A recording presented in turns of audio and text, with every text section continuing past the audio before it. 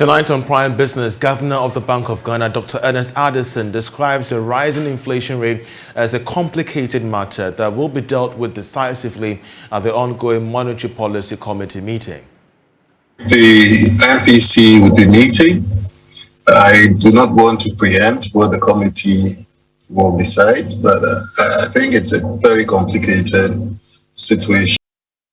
Also, we'll hear from the Institute of Internal Auditors Ghana challenging its members to migrate from provision of assurance services to fraud risk assessment that will ensure safety of organizations from losses and violations. Internal audit is evolving, our function is evolving. It is now future focused, providing foresight to management and then helping them to achieve their objective rather than telling them what has gone wrong.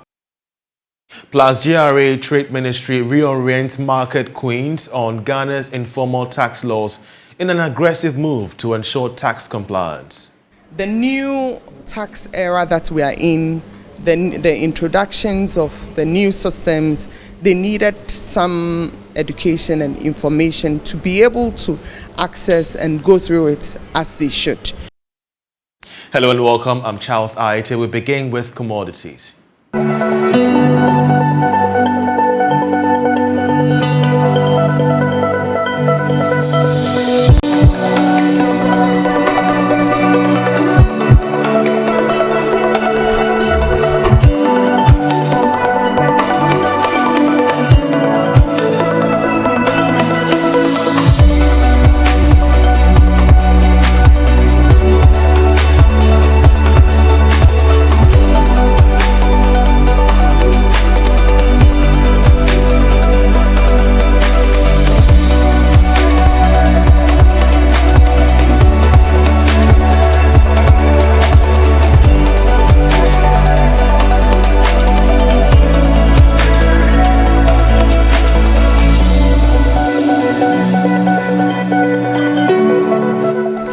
Well, tonight, the Governor of the Bank of Ghana, Dr. Ernest Addison, has described the rising inflation rate of nearly 24% as a complicated matter that will be dealt with decisively at the ongoing Monetary Policy Committee meeting, which began today. In most scenarios, the policy rate, which is the rate at which commercial banks borrow from the Bank of Ghana, is higher than the inflation rate. But that will not be the case this time around, considering April's inflation rate hike of 23.6%. Speaking to Bloomberg, the governor said the rising inflation is a surprise to his team, but will take more decisions to address the matter. A year ago, inflation in Ghana was near single digits. In particular, we were at 7.5%. And then we find ourselves a year later in high double digits. It's a very complicated environment. As you yourself are aware, we've just come out of COVID. Ghana, fortunately, was able to weather the impact of COVID well without recording a negative growth rate. And it seemed as if the economy had picked up significantly by the end of 2021 with a positive growth rate of about 5.4%. So at the central bank, we had anticipated this. In November last year, we raised the policy rate by 100 basis points. And then we were rather surprised by the inflation rate which came out later on after that, in February in particular, which triggered the 250 basis points adjustment in the policy rate. This week, the MPC will be meeting. I do not want to preempt what the committee will decide, but I think it's a very complicated situation. As you said, inflation is about nearly at 24%, and we need to take a position on what to do with the current policy rate at 17%. Stabilizing the economy, the governor said his outfit has had limited set of instruments to manage liquidity and interest rate. The role of the central bank in stabilizing has been very clear. I mean, we have a limited set of instruments trying to manage liquidity and trying to manage interest rates, and that's what we have done in the last year or so. As you said, we have to be conscious of the impact of both the external developments and internal developments on exchange rates. And as if markets get tighter and we see capital beginning to flow out, obviously the interest rate instrument would have to do its part of the work. At home, we are trying to manage liquidity very tightly to ensure that we don't have excess liquidity fueling further inflation and exchange rate depreciation. Sir Ernest Addison speaking to Bloomberg. The Institute of Internal Auditors, Ghana, has challenged internal auditors to move away from the provision of assurance services to fraud risk assessment that will ensure the safety of organizations from losses and violations. The chairman of the Research and Publication Committee, Ebenezer Kojo Oware Miracle, believes that this is very critical in the sustainability of today's business in the corporate world. He was speaking as part of the 2022 Internal Auditors Awareness Month, of which we have more in this report. The traditional role of internal auditors is to provide assurance in the areas of governance, risk management, and control. However, due to digitalization and changing trends in modern business, Chairman, Research and Publication Committee of the Institute of Internal Auditors Ghana, Ebenezer Kojo Oware Miracle, wants internal auditors to exhibit skills that will trigger value addition whilst helping businesses achieve their set objectives. As internal audit evolve, let us position ourselves so that we rather see it as collaborative effort, but not identification of faults or errors. We rather see as future focused because we are able to scan the environment both local and globally and draw management's attention to what can go wrong and how they need to position themselves. So as a result, we should be talented. We should develop our skills and knowledge such that we'll be able to do this and understand the business where we are. When we're able to do that, we see that we are championing change. Organizations are changing. Do we wait until a consultant is engaged to champion the change? No. We have to position ourselves and champion change of excellence when it comes to our entities. So internal audit is evolving. Our function is evolving. It is now future focused, providing foresight to management and then helping them to achieve their objective rather than telling them what has gone wrong. Harriet Ekuya-Kakari, president of the Institute of Internal Auditors Ghana, rubbished the perception that internal auditors are scaremongers. She told Joy Business they are rather trusted advisors who identify red flags and proffer solutions to the problems. We are trusted advisors. We are in the organization to provide foresight. We are in the organization to help management achieve its objectives. We are not there as policemen as people think, but we are there to provide assurance services. We are there to provide consulting services. We are there to add value to our organizations. So that is what we want to portray to our country, that we are there as trusted advisors. They can count on us when it comes to providing foresight, because internal auditors are able to evaluate emerging trends and risk and advise management. We are able to identify red flags in terms of fraud so that we can alert management for them to put in place measures to curb its occurrence. This year's Internal Auditors Awareness is expected to sensitize about the essence of internal auditing in every business. Now, a cross-section of Ghana's market queens has been oriented on the country's tax regime. It comes as estimates from the Ghana Revenue Authority show that less than 20% of informal traders at the Central Business District of Accra pay their taxes. We have more in this report. The Ministry of Trade, Ghana Enterprise Agency and the Ghana Revenue Authority took turns explaining basic tax laws binding the informal sector. Deputy Minister in charge of retail trade, Nadokwa Siama Ayitey, tells Joy Business the move is to raise awareness over the government's resolve to mobilize domestic revenue. They don't really have the understanding of how some of these things are supposed to be working, how the input and output and the new tax era that we are in, the introductions of new systems, they needed some education and information to be able to access and go through it as they should. Because to them, sometimes they see some of these things as a ripoff. But for us, if we are able to give them the information that they require, they would not be able to, they would not allow anybody to give them any false information. That for them, they would see it as a ripoff. Meanwhile, the Deputy Minister has expressed the government's resolve to deal with key issues burdening female traders, including access to credit and infrastructure. So this is a whole women group of traders.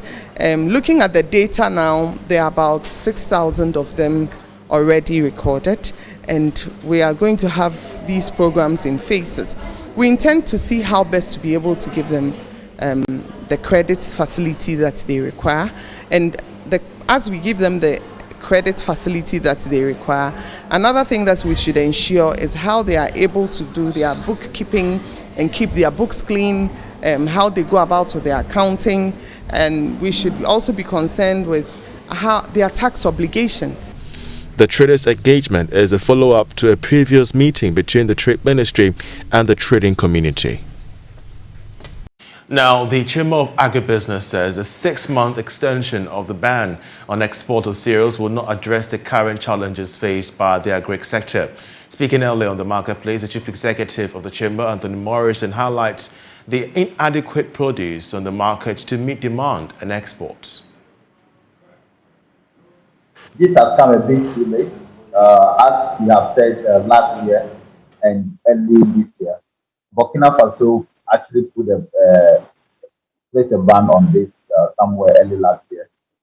We also called on government as a result of the low harvest across the board, that there was a need for us to put a ban on the export of some essential commodities. But we were in this country when the minister approved the export of soya some few weeks ago.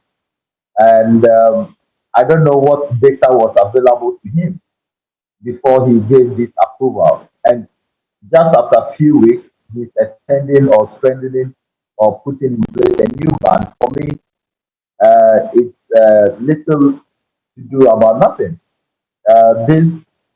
We do not even have the product at all at the first place to even be putting a ban on. A lot of poultry farms are struggling. Over 300 poultry farms have collapsed. As we speak, 50 kg of maize is being sold at 180 in Kumasi. Okay? We are having challenges with several commodities. So it's not about, it's just, let me say, it's window dressing. This will not solve the problem on the ground. Meanwhile, the Programs Officer for the Peasant Farmers Association, Bismarck Owusu-Norte, disclosed that government owes the Chamber of Fertilizer Suppliers 400 million cedis. The information that we are taking from the Chamber of Fertilizer Suppliers indicates that government owes them up to about 400 million Ghana cedis. And this debt is accruing from 2020 and 2021. For 2020, our information is that some amount has been paid, but a lot still needs to be paid.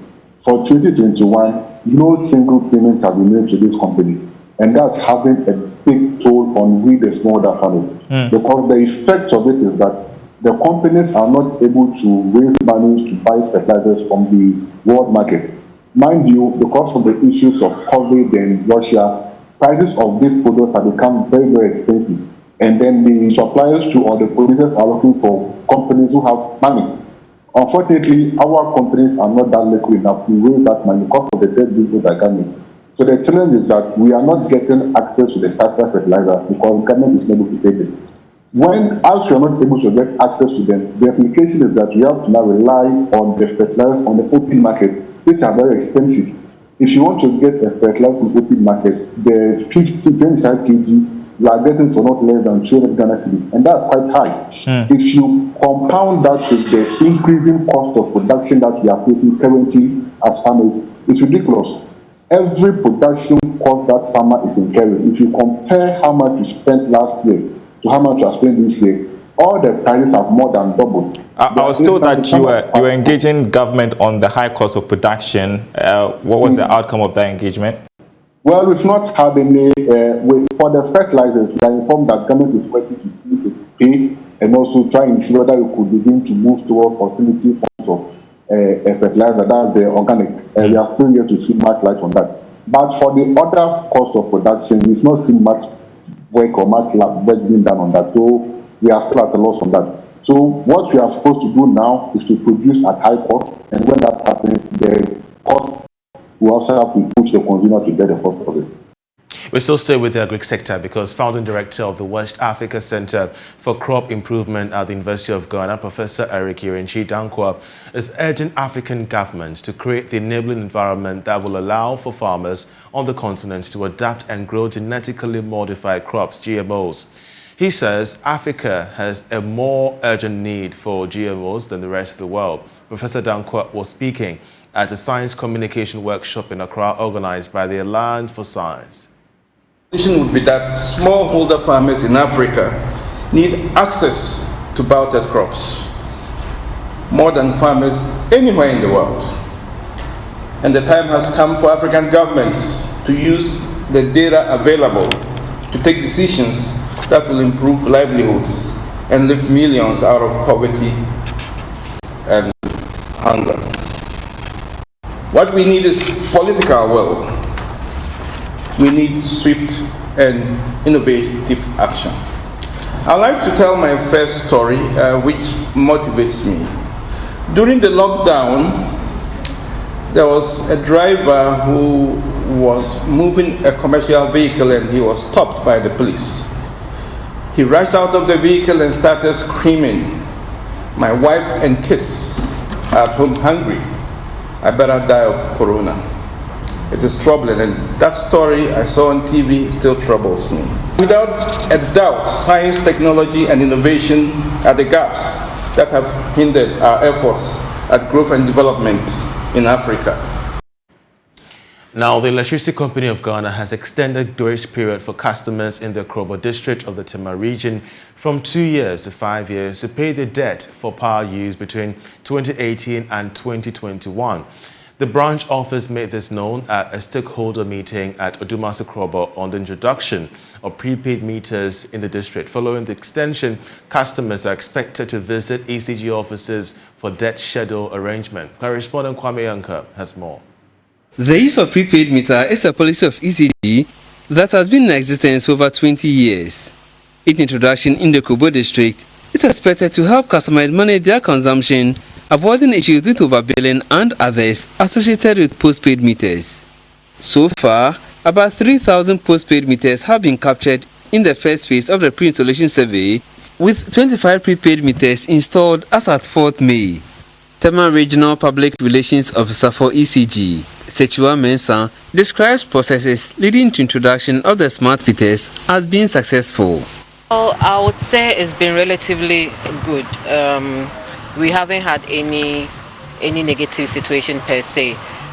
We've had a good enough collaboration with the customers. The security agencies are also on hand to help us with what we are doing. So yes, we have made progress, and we are grateful to all and sundry who have helped in one way or the other to make this possible. Any area that we start the installation of prepaid meters, we do it in phases. So we start with the pre-installation survey, which will help us to know whether, for instance, we need to reroute a certain meter, the cables that we need, and some other issues that may come up. So the pre-installation survey helps us to pick these technical details, and also commercially it helps us to raise what we call the final bill. Secretary of United Krobo Foundation, Joshua Evo, holds a different view. According to him, some communities are not ready for the new meters. After we returned from National Security Invite, we came to the community. We had 2 meetings with them. And I wish some of the videos are here. The people were not willing for that. Prepaid meters are not to be accepted. But it's here that we all sit with them, tell them the reason why they are bringing the prepaid, the implications, so that we won't know what to do, because they are just in to solve problem.